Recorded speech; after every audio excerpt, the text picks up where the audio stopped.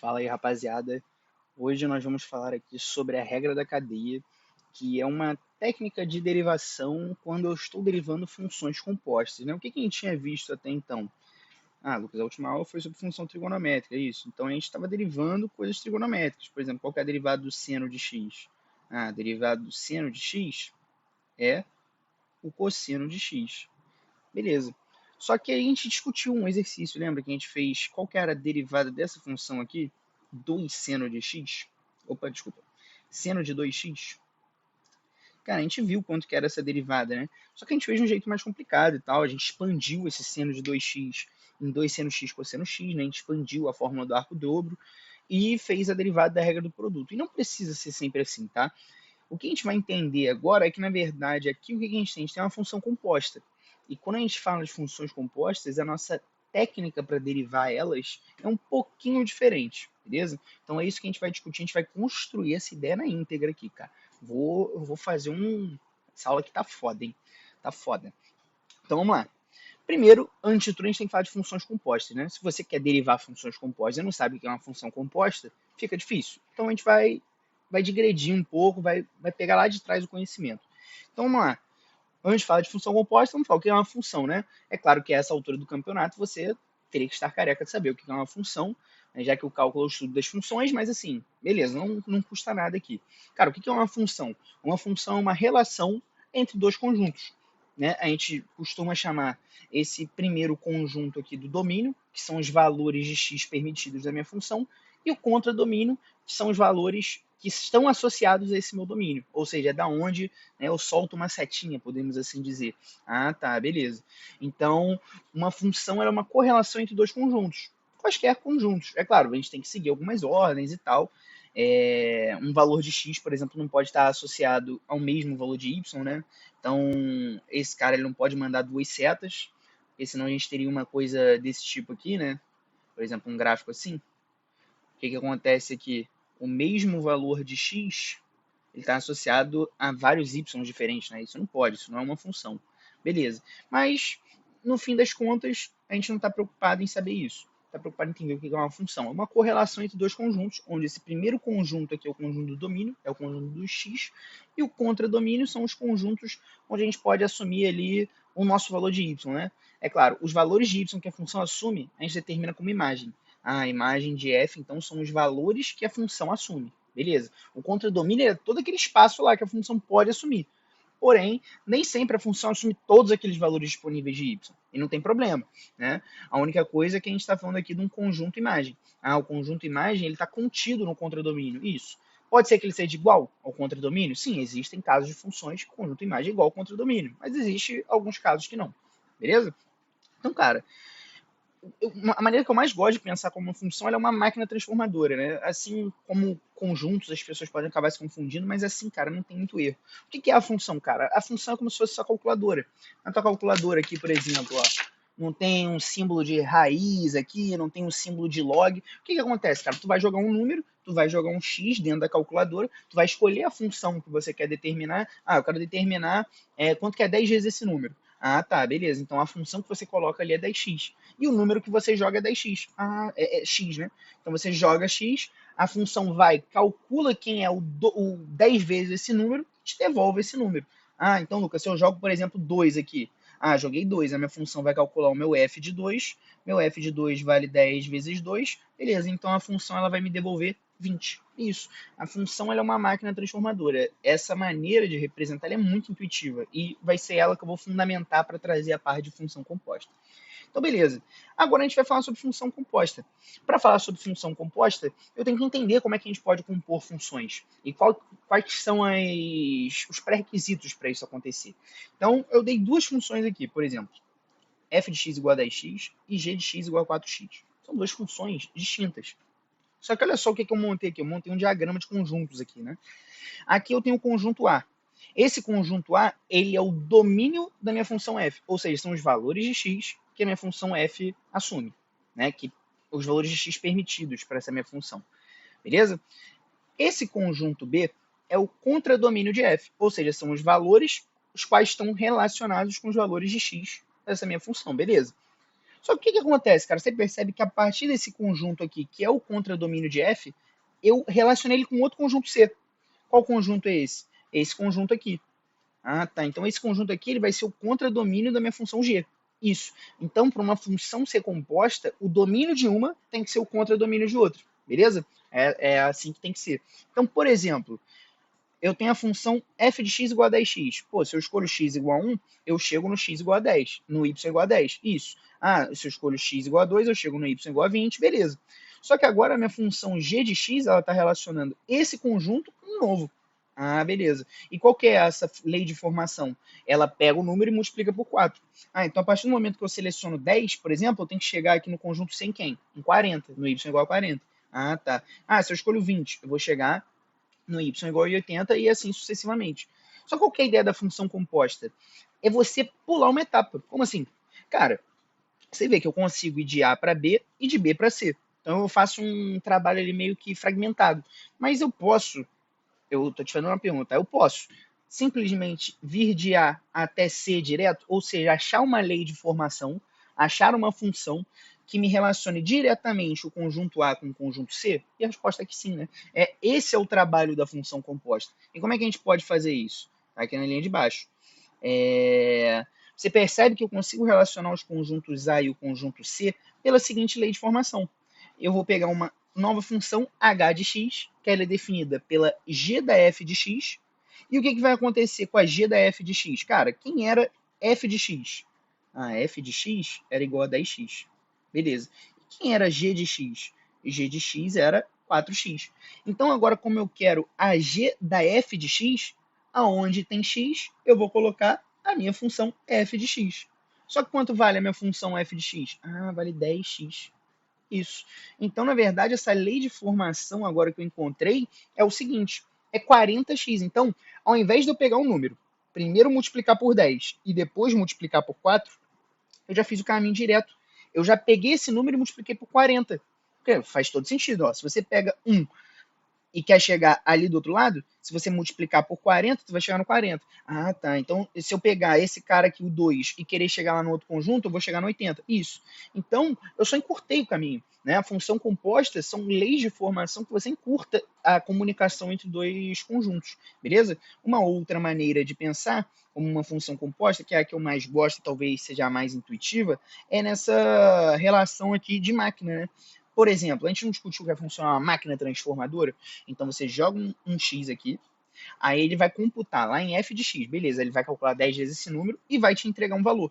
Só que agora é como se eu tivesse uma máquina em série aqui, né? Agora eu vou ter uma nova maquininha aqui, que é a g de x. Isso. Quando eu jogo a minha f de x valendo 10x lá dentro, o que vai acontecer? O meu g, ele vai calcular quem vale o f de x. E ele vai me devolver quem? O g da f de x. E se você fizer essa conta aqui, né, se você compor essa função, 10x com 4x, você encontra a função resultante 40x. Então, ao invés de eu pegar um número, multiplicar por 10 e depois multiplicar por 4, é como se eu tivesse feito esse link aqui, ó, tivesse aberto um canalzinho aqui para esse x aqui, ó. Vou abrir um canalzinho aqui, ó. Que ele vai me jogar direto aqui, ó. Vai me jogar direto aqui. Ah, Lucas, eu tô abrindo um canal clandestino. Abre um canal clandestino. E qual que é a lei de formação desse canal aqui? É h de x igual a 40x. Então, eu poderia, primeiro, pegar um número, multiplicar por 10, depois multiplicar por 4, beleza? Mas eu posso fazer o caminho direto, já pegar esse número e multiplicar direto por 40. Isso que a função composta faz. Esse é o poder da função composta, beleza? E a gente vai entender que, cara, para derivar esse tipo de função, não é assim a coisa mais direta possível, né? Existe uma lógica, óbvio, mas não é intuitivo, talvez. Então, vamos pensar no seguinte aqui. Por exemplo, olha essa função aqui. h de x é igual a 2x mais 1 ao quadrado. Pô, cara, olha só, você consegue dividir essa função aqui complexa em outras funções. Você consegue perceber que tem uma composição de funções aqui. De que jeito? Cara, primeiro a função de dentro, né? A função de dentro é nítido. Ela é uma função do tipo, eu chamei aqui de f de x, que ela é dada por 2x mais 1. Então eu pego o número, multiplico por 2 e somo 1. Beleza, essa é a minha lei de formação da função f. Só que eu tenho uma outra função g aqui, dada por x ao quadrado. Por quê? Porque eu não tenho um número ao quadrado aqui? Então, cara, é como se esse h de x aqui, eu tivesse pego a função de x, né, e aplicado ela em quem? Em g de x. Então, eu estou pegando aqui a g da f de x, não é? Ó, onde tem g de x, substitui por f de x. Vai ficar g da f de x é igual. Quem é f de x? Não é 2x mais 1? Então é 2x mais 1 ao quadrado. Beleza. Então, realmente, estou falando aqui de uma função composta. Beleza? Então, show. Vamos seguir aqui. Só apagar isso aqui. Beleza.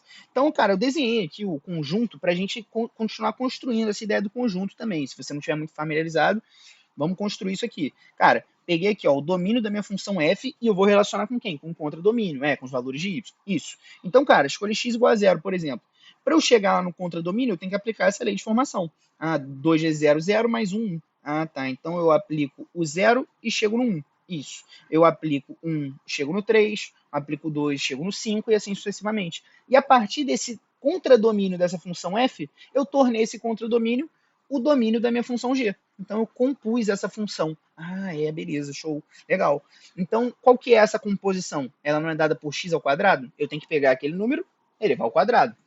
Se eu pego 1 ao quadrado, eu chego em 1. Beleza. Se eu pego 3 ao quadrado, eu chego em 9. Se eu pego 5 ao quadrado, eu chego em 25 e assim sucessivamente. Só que aí eu te pergunto, cara, você precisa fazer esse caminho? Esse caminho com intermediário? Não, você pode simplesmente chegar daqui e chegar aqui. Com que forma? Compondo essa função. Com uma função h de x, que é dada pela composição g da f de x. Beleza? Tá. Então, como é que é essa g da f de x? É uma função que eu pego, primeiro, o 2x mais 1 e elevo ao quadrado. Vamos ver se não dá certo isso daqui. Deixa eu pausar aqui o WhatsApp. Erro meu, desculpa. Voltar. Tá, se eu pego essa função x ao quadrado aqui e aplico f de x, o que vai dar? Eu tenho que pegar 2x mais 1 e depois elevar ao quadrado. Vamos ver se dá certo. X igual a 0. X igual a 0. Deixa eu só tirar esses rabiscos aqui, depois fica meio difícil de tirar e o desenho fica poluído. Vamos lá. 2 vezes 0, 0. Mais 1, 1. 1 ao quadrado, 1. Então o 0 está relacionado com 1 aqui. Beleza. Agora, 2 vezes 1, 2. Mais 1, 3. 3 ao quadrado, 9. Tá. Então agora eu já estou relacionando esse conjunto A e esse conjunto C diretamente. Eu pulei uma etapa do processo, né? Então é isso que é compor uma função. Lembrando, você pode ter composição de não só duas funções, podem ter demais. Mas assim, eu estou usando esse caso aqui mais simples para a gente construir isso e depois as coisas vão ficar mais fluidas, beleza? Então vamos lá. O que eu fiz aqui nessa linha de baixo? Foi exatamente esse raciocínio que a gente estava tendo. Ao invés de fazer A conectado com B, que está conectado com C, eu fiz o quê? Eu já fiz o A conectado com C direto. Eu já compus essas duas funções. E essa função é do tipo 2x mais 1 ao quadrado. Então, primeiro eu faço essa operação da f de x. A partir desse resultado, eu calculo o g de x nesse resultado. É isso que é compor uma função. Beleza? Tá, legal. Pode não ter ficado muito claro para você aonde eu estou querendo chegar com isso, beleza? Mas o que a gente está querendo estudar, cara? O que é uma derivada? É uma taxa de variação. Você concorda comigo? Então, cara, por exemplo, se eu fosse fazer a derivada dessa função h em relação a x, você concorda que eu tenho o seguinte aqui. Eu tenho a função f de x, beleza? Tem. E eu tenho a função g de x. Cara, g de x varia com o seu próprio argumento. Quem que é o argumento? É o f. O G varia com o próprio argumento. Só que o argumento dele também varia com o X. Então já é um pouco mais complicado, beleza? Talvez, eu vou trazer um exemplo agora, que a gente vai mexer com o tempo. Talvez o tempo esteja mais palpável do que a derivada em relação a X. Cara, lembra, derivar é ver taxas relacionadas com alguma coisa. O quanto essa coisa varia em relação a tal variável. Por isso que às vezes usar o tempo é um pouquinho mais, como é que eu posso dizer, intuitivo. Então a gente vai tentar construir essa ideia com o tempo já já. Mas o que eu quero que vocês percebam, que não é tão simples assim, né? Essa função aqui é como se tivesse uma função u aqui, né? Vamos chamar isso aqui de u. Então h de x é igual a u ao quadrado. Cara, só que você tem que pensar que u ao quadrado varia em relação a u. Não é? Qual que é a derivada de u ao quadrado, por exemplo, em relação a é 2u. Só que, cara, u varia em relação a x. Caraca, que doideira, mano. Então, na verdade, no fim das contas, a gente está começando a construir aqui a ideia de que, é estranho eu pegar uma função que é composta e derivar ela pelas leis que eu já conheço. Né? Então, por isso que quando a gente pegou aquela função lá, o seno de 2x, e chegou que a derivada dela era 2 era 2 cosseno x, só que a gente usou uns artifícios mais complicados e tal. Mas qual que é a ideia aqui, cara? O seno de alguma coisa já varia com o próprio argumento. Varia com o próprio ângulo. O seno varia com o ângulo. Só que nesse caso, esse ângulo aqui, ele também varia com x. Então, ó, você vê que está contabilizado isso aqui. Então, faz sentido. Então, essa é a história que eu estou tentando construir com vocês aqui. Estou tentando contar essa história para vocês. Espero que vocês estejam pegando. Então, vamos lá para o exemplo que usa o tempo aqui, né? Até vou pular isso aqui, depois eu volto aqui. Tá? Na verdade, não. Vamos fazer isso aqui. Vamos usar esse exemplo aqui, beleza? Cara, como é que eu posso derivar aquela função h de x lá do começo? Cara, eu posso pensar numa composição de variadas, não é? Posso. A gente acabou de discutir isso. Pô, eu tenho um cara grandão, uma função de fora que varia com o próprio argumento, beleza, só que o argumento varia com o x. Tá. Então, alguma relação aqui tem. Beleza. Então, vamos lá, cara. Qual que é a derivada de f' de x? Derivada de polinômio, simples, né? Qual que é a derivada de 2x? É 2. Tá, 2. Beleza. Qual que é a derivada de mais 1? É 0, porque 1 não varia em relação a x. Beleza, então essa derivada vale 2. Legal. Quanto que vale a derivada de x ao quadrado? Que doideira, hein? Essa é mole, pô. Essa aqui é quanto? Vale 2x. Beleza? Tá. Legal. E aí, cara? E aí, que a gente tem que pensar o seguinte. A gente tem que pensar o seguinte. Eu quero a derivada de h. Essa é uma das maneiras de você pensar, tá? Eu errei. A gente vai pensar usando a notação de Leibniz porque ela é muito intuitiva, tá? Muito intuitiva, beleza? Então, ó, eu não quero calcular a derivada de h em relação a x. Só que, cara, quem é minha função composta? Eu não tenho uma g de uma f? Pô, cara, então eu tenho que primeiro derivar g de f de x, ou seja, eu vou derivar g, vou aplicar f de x lá dentro, beleza, show de bola. Depois eu vou derivar essa função f em relação a x. E olha que foda isso aqui, cara. A notação de Leibniz, ela permite alguns traquejos matemáticos. Assim, não mostra esse vídeo com matemático, não. O que eu vou fazer aqui é crime na matemática, mas vocês vão ver que vocês vão usar muito isso. E pode, tá? Isso daqui é um operador de derivada, mas ele funciona muito bem como uma fração. Então você concorda comigo? Ó, eu estou derivando o g da f de x em relação a f de x, aí depois eu derivo f de x em relação a x. Cara, não dá uma vontade gigante aqui de cortar isso daqui, ó, isso daqui. Vê se você não volta exatamente para o que você tinha. Você vai ficar com dh dx é igual a quem? A derivada de g da f de x. Só que quem é g da f de x? É h, ué. É h. Então isso aqui é a derivada de h em relação a x. Tá. É válido, né? Essa expressão é válida. Então é como se esse f aqui cortasse. Eu vou usar muito a notação de Leibniz até eu construir esse raciocínio aqui em vocês, porque ela é uma notação muito intuitiva. Você vê que você consegue operar com esses diferenciais como frações. Tá? Então a gente vai usar bastante isso. Então, cara, qual que é a ideia? Eu vou primeiro derivar minha função composta, vou primeiro derivar a função zona grandona em relação ao argumento dela, né? E depois eu vou derivar esse argumento, né, em relação a x. É como se eu estivesse pegando a função e derivando ela de fora para dentro. Primeiro eu vou derivar a função zona, grandona. Aí depois eu vou derivar a de dentro. Aí se tiver mais função dentro, eu vou derivar mais dentro ainda. E assim sucessivamente. Beleza? Essa é a ideia que a gente vai construir. Então, cara, quem que é a minha derivada de g da f de x? É como se eu estivesse pegando g' de f de x. Né? Lembrando, você não vai fazer isso quando você estiver fazendo os seus exercícios. Eu estou construindo essa ideia aqui em você. Depois as coisas vão ficar, às vezes, um pouco mais automáticas e tal. Mas eu quero que você entenda. Por que você está fazendo isso daqui? Cara, tem todo um sentido. Então, vamos lá. Calculei a derivada de g' de x. Beleza, só que eu não tenho a função g' de x, né? Se você lembrar aqui, eu tenho a função g de f de x, né? O g bola f de x. Então, na verdade, eu tenho que derivar g de x e aplicar f de x ali dentro. Só que quem é f de x? O f de x é 2x mais 1. Isso. Então, a derivada que eu estou procurando é esse cara. Beleza. E depois? Depois eu tenho que multiplicar isso daqui pela derivada do argumento. Quem que é o argumento? O argumento é esse cara aqui.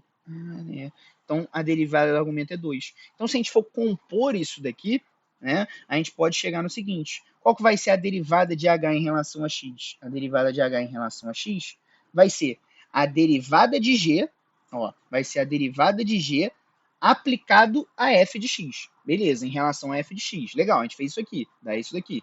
Beleza, então dá duas vezes, vou até copiar aqui na caruda mesmo, quero nem saber. Hoje eu tô de maldade. Então, vamos lá. E isso daqui eu tenho que multiplicar pela derivada do argumento, pela derivada da função de dentro. Quem que é a função de dentro? Ah, 2x mais 1. Então a derivada de 2x mais 1 é quanto? É 2. Ah, então quanto que dá essa derivada aqui? É 4 vezes 2x mais 1.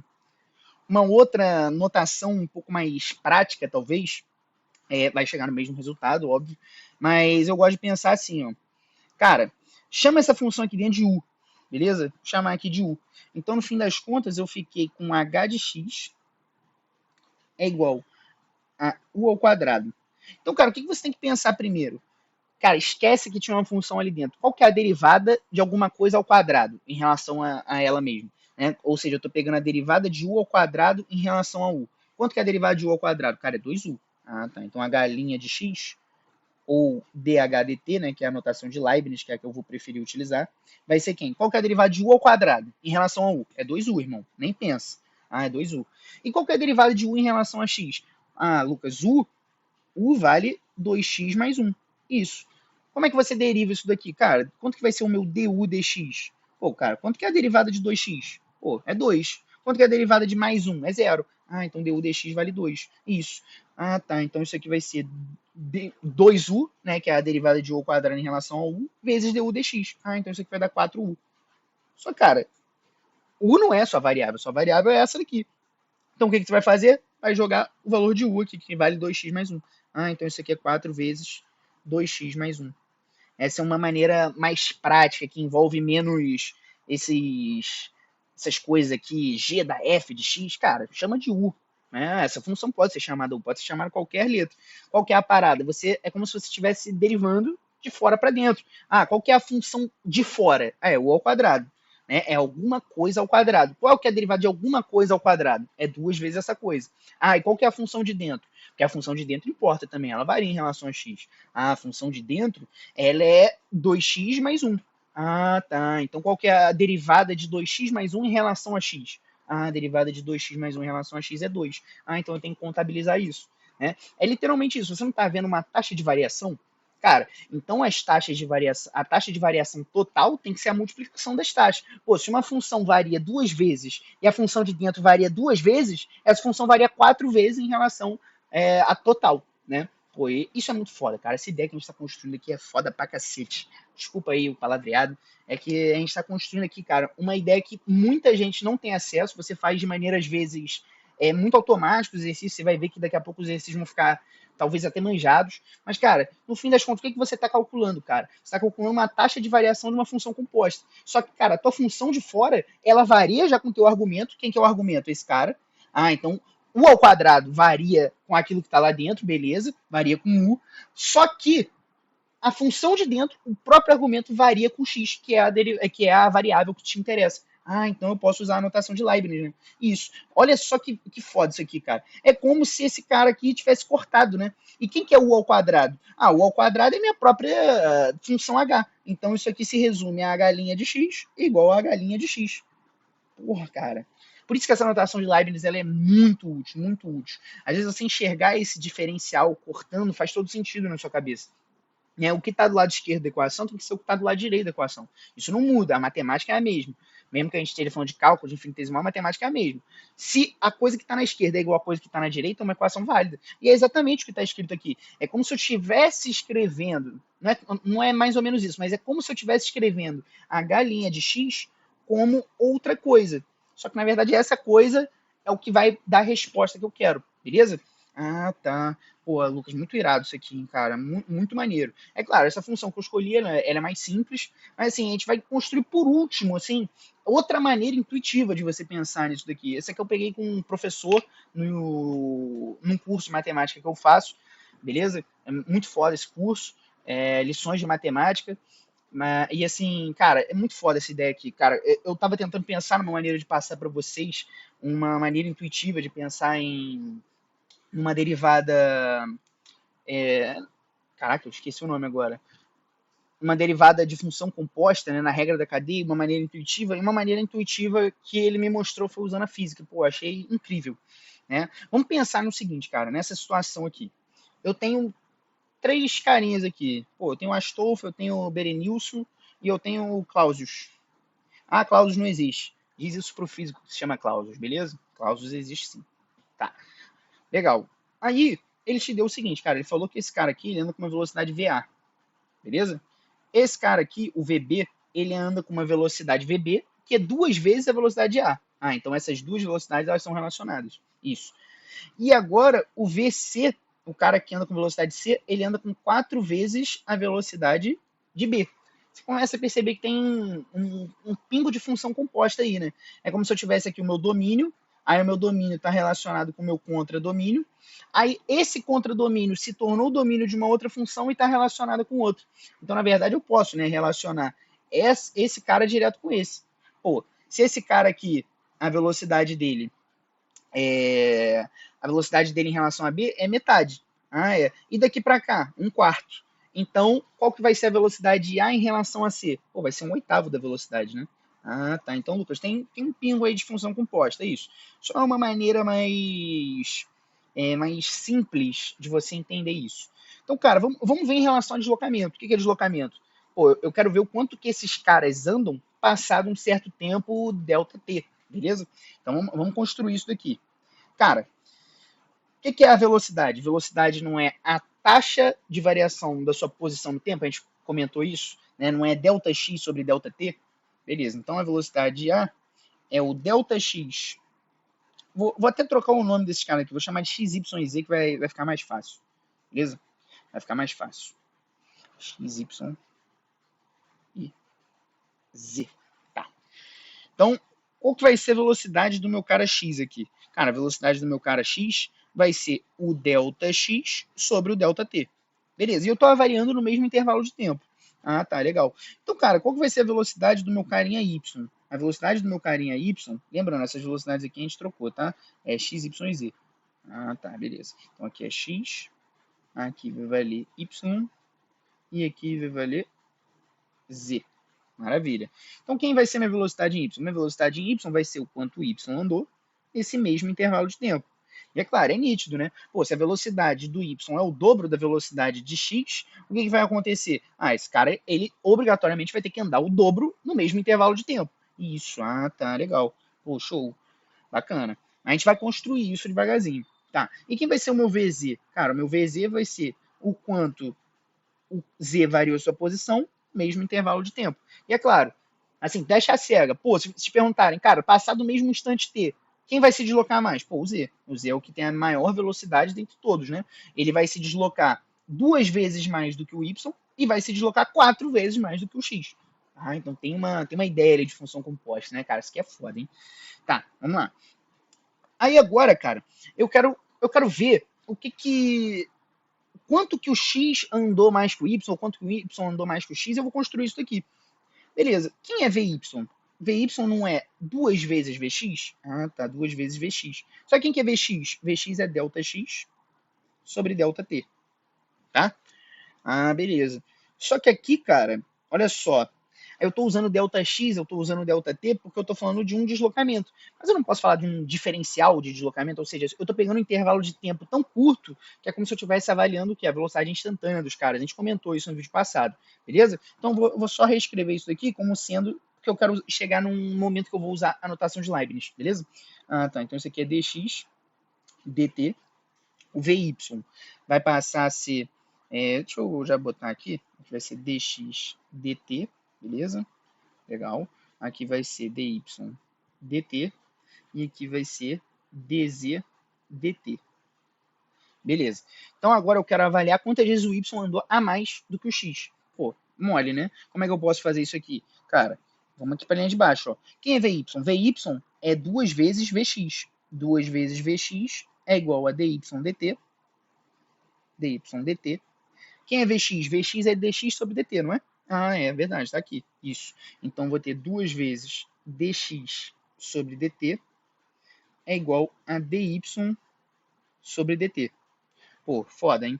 Então, cara, o que, que pode acontecer aqui? Né? É claro que isso aqui que a gente está fazendo é uma coisa prática, mas não é a coisa mais preferida entre os matemáticos. Né? Você vê que a gente tem um diferencial de tempo de um lado e de outro, a gente vai cortar esses caras. Meu Deus, cuidado, né? Tirem os matemáticos da sala. Não, mas a grande questão é que, cara, já falei, se te perguntarem, a operação de derivada, esse cara dx dt é uma fração? Você vai falar que não. Mas ele funciona como uma fração. Vocês vão fazer muita coisa ainda quando vocês estiverem em cálculo 2 e tal, que vocês forem resolver equações diferenciais, vocês vão passar dx para um lado, dy para o outro. Aí, meu Deus, o matemático se treme todo, não é bem assim e tal, mas né? Vamos facilitar, pô, matemática, pelo amor de Deus, né? Então, cara, o que, que eu quero aqui? Eu quero achar o meu dy dx. Eu não quero achar o quanto o y andou a mais que o x? Então eu quero dy dx. Então eu vou passar esse dx dividindo aqui. Meu Deus, né? Já um matemático que assistindo acabou minha carreira aqui de monitor, acabou tudo, né? Tá, beleza. Então dy dx vale quanto? Vale 2. Pô, legal.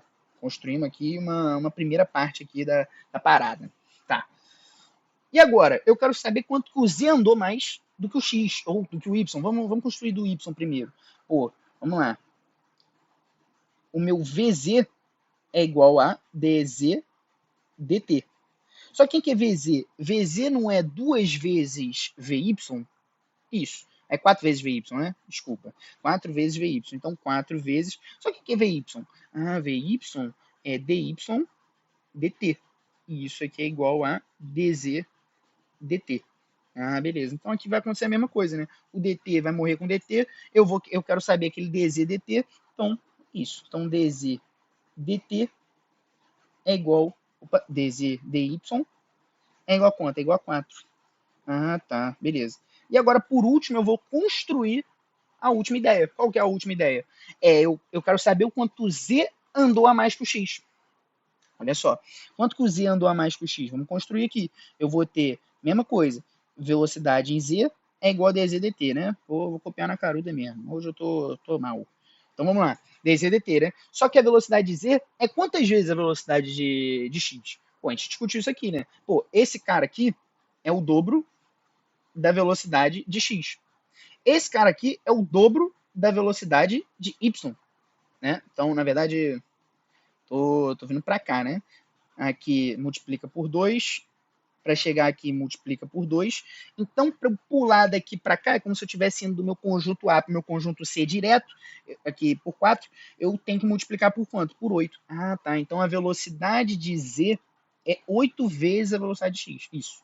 Então, a velocidade Z é 8 vezes a velocidade de X. Só quem quer a velocidade de X? Me diga. dx dt.